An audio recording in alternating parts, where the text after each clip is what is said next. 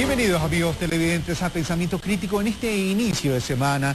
El día de hoy tendremos como invitada única a la ministra coordinadora de la producción para hablar de un tema que nos interesa a todos los ecuatorianos, como dinamizar el sector productivo que evidentemente incide en la economía nacional. Le doy la bienvenida y la saludo. Señora ministra, muy buenos días. Gracias por haber aceptado nuestra invitación. Buenos días y a todos los ecuatorianos que me escuchan.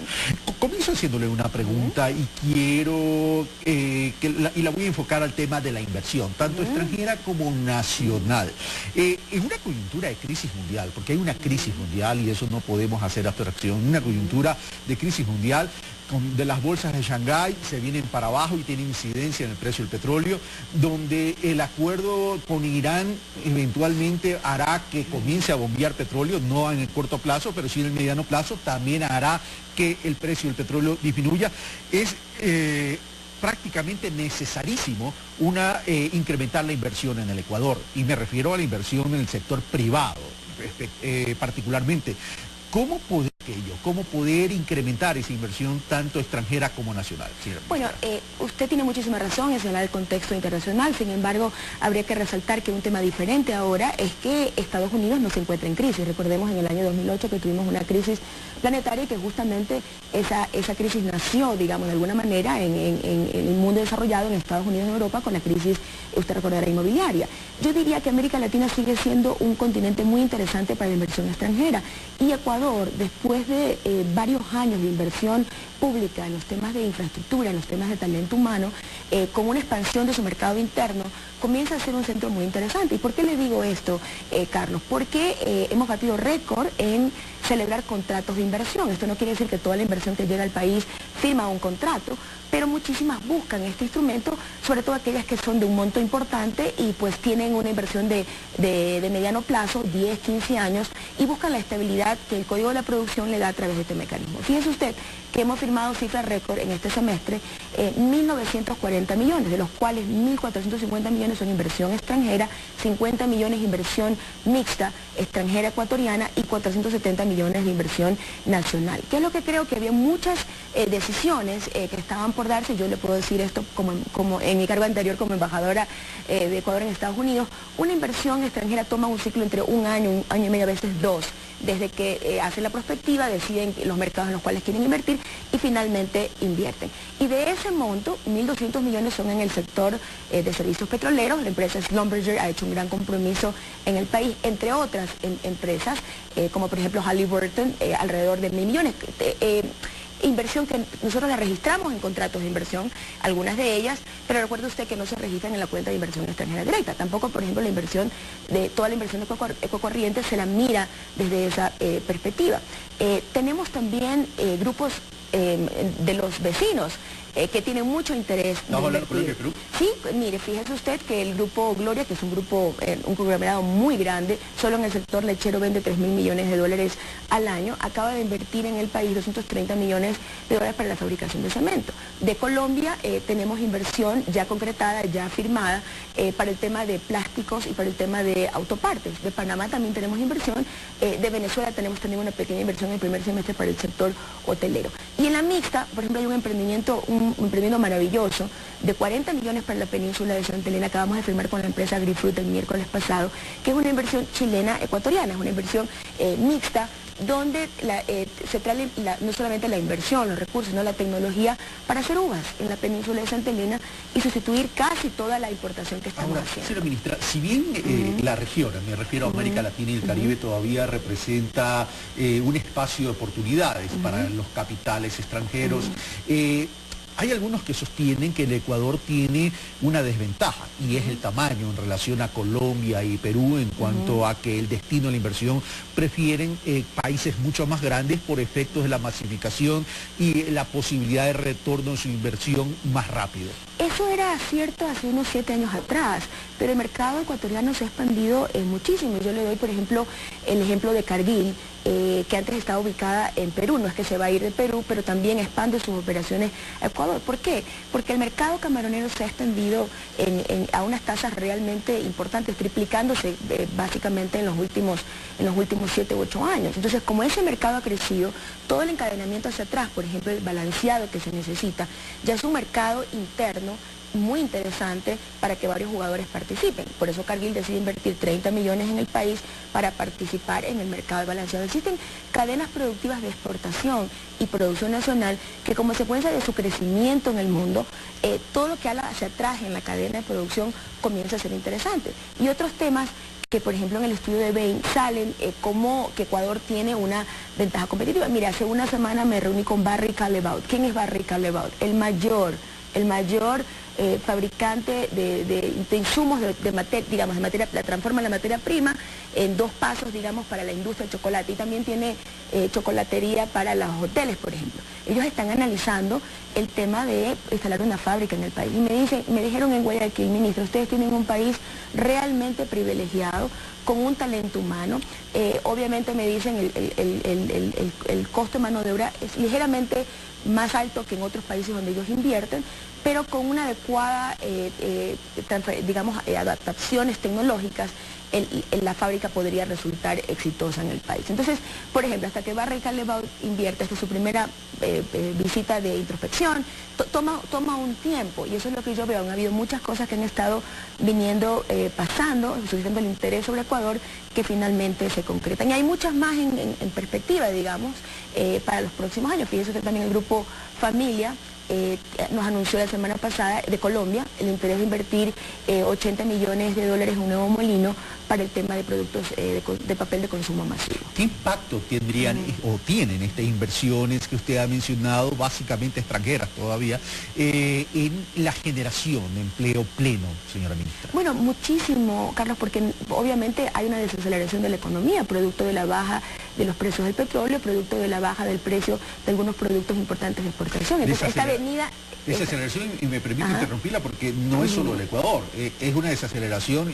China se está desacelerando, es decir, es una desaceleración producto de la crisis mundial. Por supuesto, es producto de 2 fenómenos: de menor demanda de los mercados, que generan menores precios en algunos productos de las materias primas, y eso obviamente nos afecta, la caída del precio del petróleo y la apreciación cada vez más del dólar. Si usted ve el fenómeno que ha pasado en China, lo que provoca es una apreciación.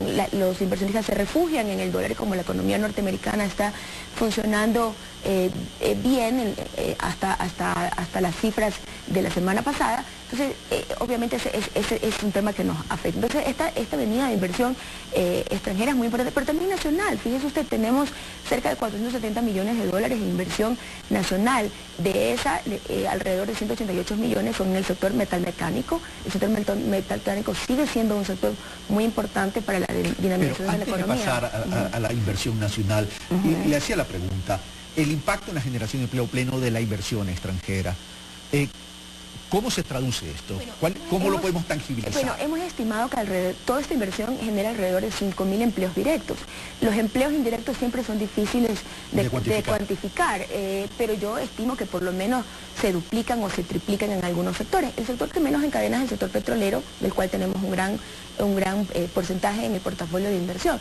Pero, por ejemplo, la que tenemos en alimentos, que es de alrededor de 60 millones de dólares, encadena muchísimo. La de energías renovables también, porque nosotros solo estamos midiendo lo que las nuevas plantas de biocombustible generan en términos de empleo. Pero si usted se va en la cadena hacia atrás, todas las nuevas 30.000 hectáreas de caña que se están sembrando en el país para generar nuevos biocombustibles por efecto de la política que estamos nosotros estimulando para que lleguemos a E10. Usted sabe que ahorita tenemos E5, Ecopaís, en toda la provincia del Guayas, y nuestro afán es llegar con esa gasolina que tiene pues unos beneficios increíbles para el medio ambiente en términos de reducción de CO2, es llegar a todo el país. Entonces hay muchísimo encadenamiento hacia atrás, sobre todo en lo que es el sector de alimentos, donde tenemos una inversión muy interesante de 60 millones de dólares hasta este momento. Pero sigue siendo la principal inversión extranjera destinada al tema de petróleo.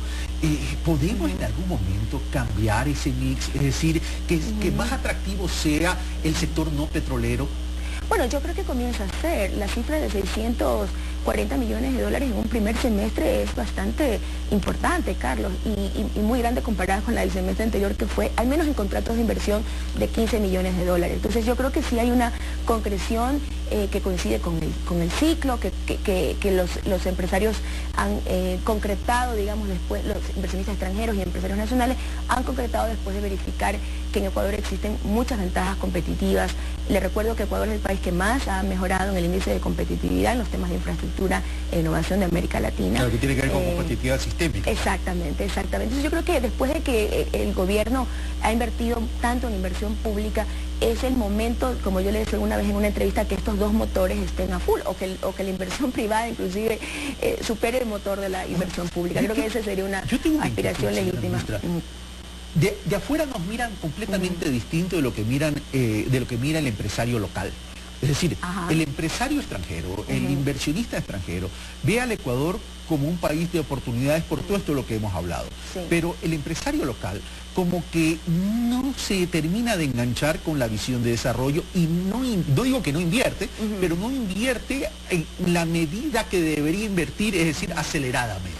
Bueno, yo creo que los 470 millones de dólares de inversión nacional no son despreciables, son muy importantes y yo creo que hay proyectos que realmente valen la pena resaltar y de inversionistas ecuatorianos que están apostándole al Ecuador al mediano plazo, a tener el retorno de su inversión a 10 a 15 años. Como le contaba de la empresa AgriFruit, tenemos en el sector turístico realmente una acelerada inversión, que no, como digo, no toda inversión tiene contrato de, digamos, viene a solicitar un contrato de inversión, o la inversión puede decidir no hacerlo, pero yo diría que el sector turístico tiene muchísimo dinamismo. No es menos cierto, Carlos, y hay que reconocerlo, que el envío de las leyes de herencia y de las leyes de plusvalía han generado inquietudes en el sector empresarial y hemos dialogado con los artesanos, con las economías populares solidarias, con las micros, pequeñas, medianas y grandes empresas. ¿Y cómo hemos dialogado y qué hemos receptado en ese diálogo? Creo que es importante resaltar digamos, al tenor de lo que usted me indica y de las expectativas que pudieran existir. ¿Cómo hemos dialogado? Con las micro, pequeñas y medianas empresas hemos dialogado a través de los diferentes gremios, las cámaras de pequeñas y medianas empresas. Con las grandes empresas hemos dialogado directamente. Tenemos un par de grupos, par de grupos de trabajo empresariales que yo le diría representan más del 10% del PIB del Ecuador y son grandes generadores de impuestos. ¿Y qué hemos escuchado? A ver, nos hemos sentado a conversar y obviamente nos han indicado que de la ley de herencias la tasa planteada la consideraban demasiado alta en relación a las distintas tasas de herencias en América Latina. Pero no se han rehusado a conversar al respecto del tema, inclusive han aportado... Estamos hablando para los negocios en marcha. Sí, hemos aportado, y ahí me gustaría explicarle al país, porque creo que no hemos sido nosotros claros quizás en el planteamiento que ha sido aceptado, que me parece a mí muy importante. Si usted me permite presentarle... a los ecuatorianos que nos escuchan, no sé a qué cámara podría... a la de acá, por favor, pero también tenemos un cuadro nosotros que hemos... perfecto, muchísimas gracias. Byron, si podemos pasar el primer cuadro que tiene que ver con negocios en marcha, beneficiarios dentro del primer grado de consanguinidad. Ahí está. Ya, mire, lo que dice la ley actualmente es que la tasa máxima a pagar es de 35%, pero que usted tiene un descuento por cada hijo heredero. Es decir, que en la práctica la tasa máxima es de 17.50%. Pero ¿esto qué quiere decir? Si podemos pasar a la siguiente, nosotros tenemos una curva para poder explicarle a la ciudadanía. No sé si se puede no sé si se puede apreciar adecuadamente, pero lo que quiero indicar es que, por ejemplo, alguien que hereda $50.000, pues no paga ninguna tasa. Alguien que hereda, cada hijo que hereda $100.000, tiene una tasa muy pequeñita de 0.78%, paga $778. Alguien que hereda $500.000, Carlos, la tasa es del 5.52%, máxima. Una herencia de $500.000 ya es una herencia considerable, porque asumamos que tiene 2 hijos, es decir, que estamos hablando de alguien que dejó en herencia $2 millones. $1 millón pasa pues a la sociedad, a la esposa, y $1 millón quedaría para 2 hijos. La herencia por $500.000 pagaría una tasa de 5.52.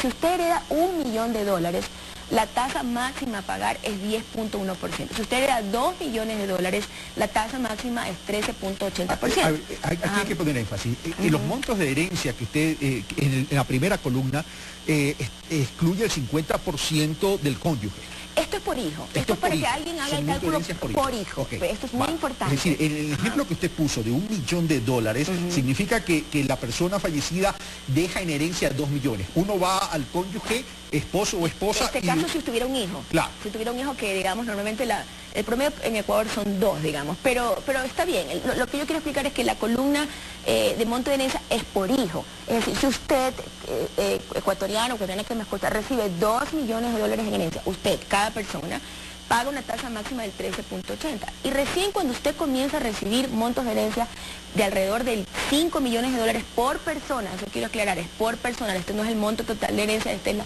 herencia por hijo, la tasa que usted paga es digamos de 16%.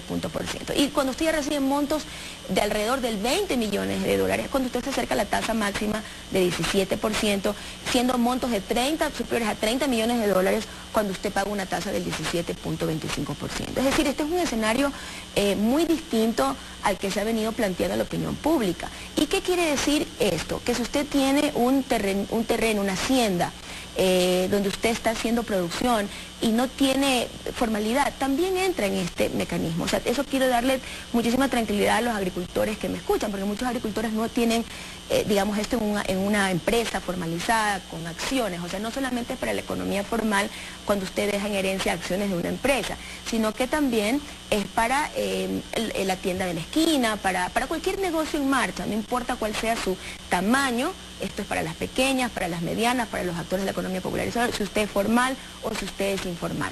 Lo que se quiere aquí de alguna manera es premiar el que usted deje en herencia un activo productivo. También quisiera decirle que hemos escuchado otras sugerencias que van a ser sistematizadas y obviamente discutidas al final de que termine el periodo de diálogo al interior del Ejecutivo. ¿Cuáles son estas sugerencias que el sector productivo nos ha entregado? Uno, que la ley actual, por ejemplo, no considera el descuento por hijo, es decir, solo considera la tasa máxima de 35. Nos dicen, por favor, si ustedes lo que quieren es de dinamizar este tema, sería interesante que lo que están proponiendo, es decir, que la tasa máxima de 7.5 para activos, para negocios en marcha, sea considerada para dación en vida.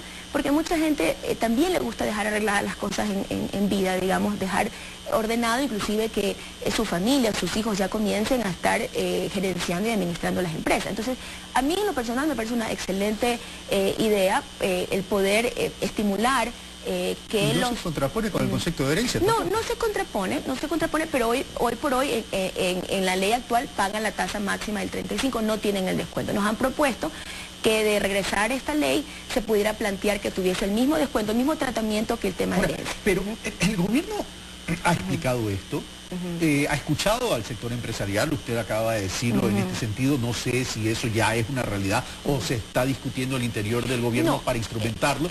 El presidente ya ha aceptado esta propuesta como parte del diálogo. O sea, ya lo aceptó. Sí, Carlos, pero la gente no lo conoce. Fíjese, en mi diálogo con las micro y pequeñas medianas empresas de Pichincha, mañana lo tendré en Guayas, no se conocía este tema. No se conocía. Pero había muchas dudas al respecto. También el gobierno nacional aceptó la sugerencia del proyecto de ley de remisión, es decir, de la condonación de los intereses, multas, el tema de mantener una mora tributaria, etcétera, etcétera. Ahora, ¿esto cómo está incidiendo ya en el engranaje del sector productivo? Porque el tema es, el sector productivo pide, ustedes están acogiendo algunas cosas, pero ¿cuáles son los resultados en el corto plazo? Bueno, yo creo que van a ser positivos porque lo que el sector productivo necesita son certezas, certidumbres. Y una vez que concluya el diálogo nacional podemos tener en claro cuáles serán las reglas del juego en relación al tema de herencia y en el tema de plusvalía. Mire, otra cosa que le quería decir a la ciudadanía es que en el tema de plusvalía hemos recibido al sector inmobiliario.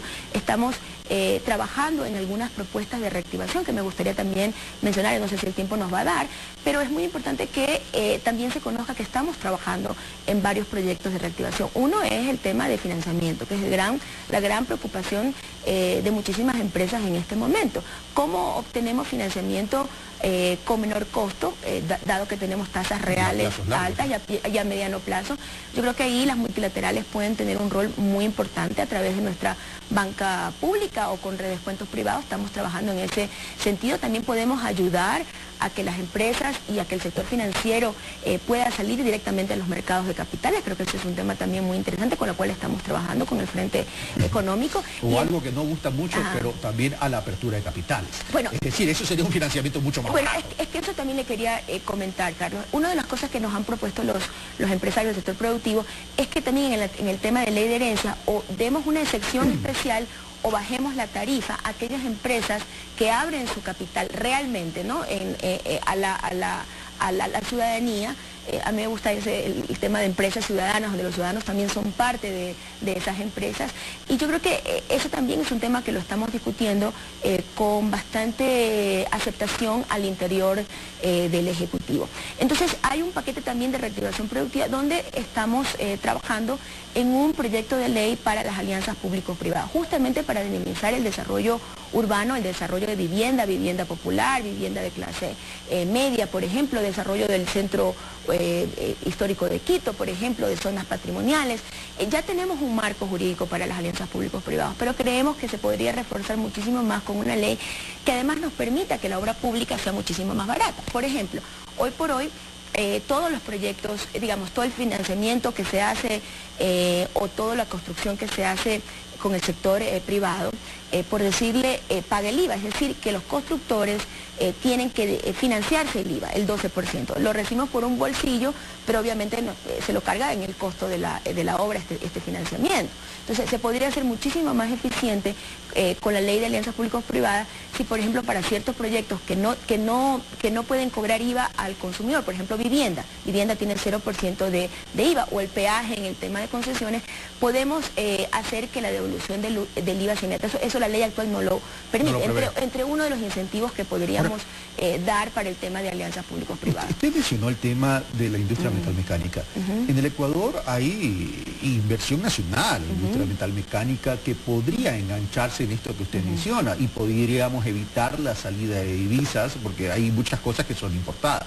En ese sentido, ¿qué participación va a tener la industria metalmecánica nacional dentro de un sector como el petrolero, que es el gran demandante de esto? Bueno, les cuento que nosotros tenemos un programa que se llama Ecuador Compra Ecuador, que tiene dos líneas de trabajo. Una, que es la participación de la economía popular y solidaria, de los micros, pequeños y medianos empresas en las compras públicas. Y creo que allí hay todavía muchísimo espacio para mejorar y estamos trabajando mucho con Rafael Poveda para la integración productiva en los sectores petroleros. Ellos ya inclusive están definiendo un catálogo de productos que pueda facilitar de mejor manera la integración productiva. Pero no es menor que, miren, solo el primer semestre hayamos incluido más de 50.000 actores de la economía popular y solidaria, artesanos, micro y pequeños medianos empresas en el sistema de compras públicas. También estamos trabajando con el catálogo inclusivo, que es un mecanismo específico para justamente integrar de mejor manera a los actores productivos a las compras públicas. Y desde el lado privado hemos actuado desde los incentivos y de la regulación. Usted conoce, nosotros presidimos el Consejo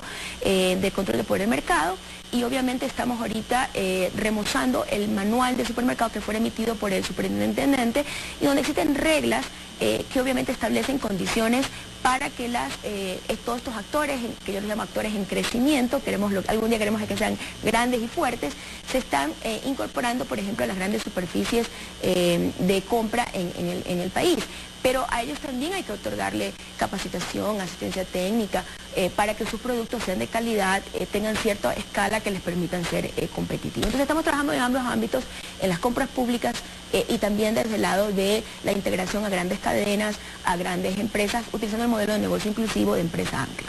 ¿Va a haber alguna, y con esto termino, Negrito, no se me estrese, va a haber algún tipo de ajuste o reforma, modificación al Código Orgánico de la Producción, cuya autora prácticamente fue usted?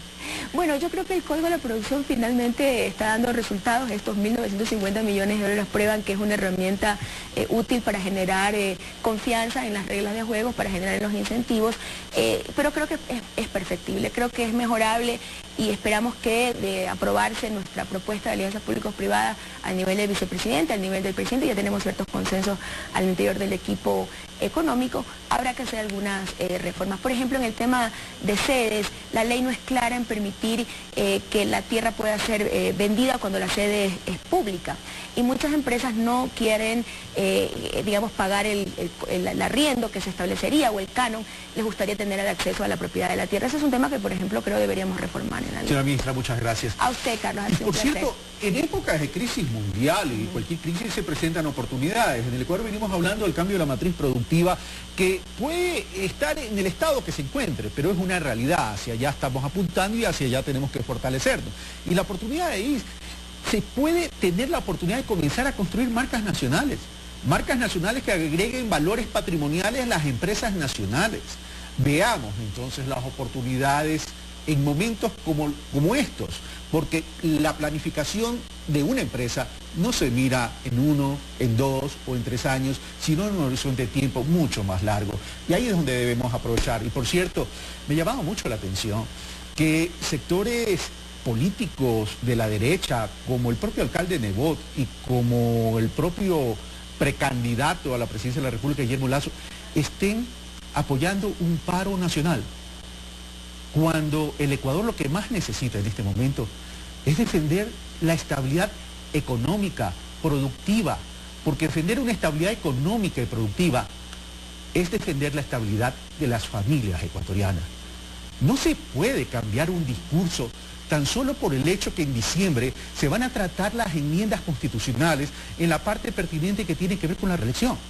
Si se quiere combatir eso políticamente, se lo tiene que combatir con ideas, con propuestas, pero no apoyar una paralización productiva del país que le cuesta dinero no solo a los empresarios, por favor, le cuesta dinero a usted, a la familia. Por Dios, es momento que en el Ecuador recuperemos la coherencia. Esto fue Pensamiento Crítico, soy Carlos Rabascal.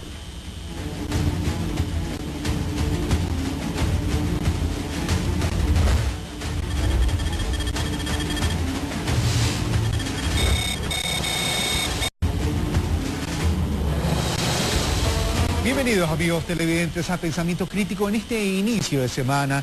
El día de hoy tendremos como invitada única a la ministra coordinadora de la producción para hablar de un tema que nos interesa a todos los ecuatorianos, como dinamizar el sector productivo que evidentemente incide en la economía nacional. Le doy la bienvenida y la saludo.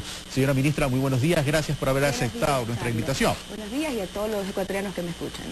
Comienzo haciéndole una pregunta y quiero y la voy a enfocar al tema de la inversión, tanto extranjera como nacional.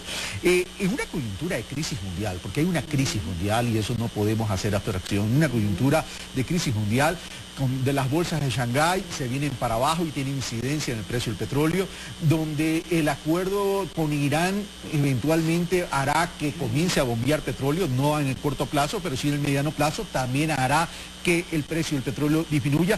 Es prácticamente de mediano plazo, 10, 15 años, y buscan la estabilidad que el Código de la Producción le da a través de este mecanismo. Fíjese usted que hemos firmado cifras récord en este semestre, 1.940 millones, de los cuales 1.450 millones son inversión extranjera, 50 millones de inversión mixta extranjera ecuatoriana y 470 millones de inversión nacional. ¿Qué es lo que creo? Que había muchas decisiones que estaban por darse. Yo le puedo decir esto como en mi cargo anterior como embajadora de Ecuador en Estados Unidos, una inversión por la inmobiliaria.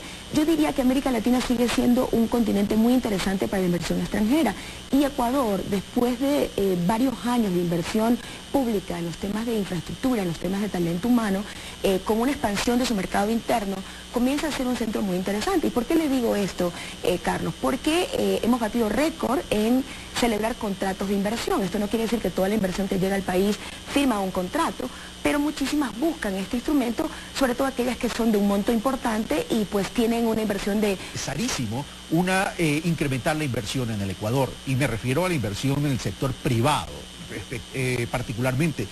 ¿Cómo poder aquello? ¿Cómo poder incrementar esa inversión tanto extranjera como nacional? Sí. Bueno, usted tiene muchísima razón en señalar el contexto internacional, sin embargo, habría que resaltar que un tema diferente ahora es que Estados Unidos no se encuentra en crisis. Recordemos en el año 2008 que tuvimos una crisis planetaria y que justamente esa crisis nació, digamos, de alguna manera en el mundo desarrollado, en Estados Unidos y en Europa, con la crisis, usted